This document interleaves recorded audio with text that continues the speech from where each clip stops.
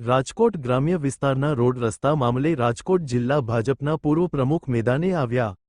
નાગદાન ચાવડાએ માર્ગ મકાન વિભાગને પત્ર લખી આંદોલનની ચીમકી આપી।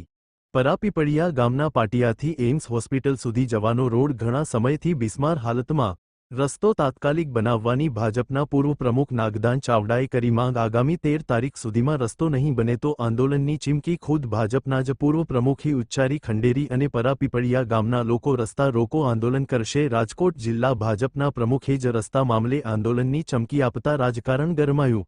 આજે સવારે નાગદાનભાઈ ચાવડા ગાંધીનગર જવા માટે રવાના થયા। અહેવાલ સંજય પોપટ। મારું નામ વિક્રમભાઈ ચાવડા છે, મારું ગામ ખંડેરી છે। સાહેબ, આ ગવર્મેન્ટ સરકાર કેન્દ્ર લેવલની અમને એમ્સ હોસ્પિટલ અહીંયા આપી છે, પણ આ રસ્તાની તમે હાલત જુઓ।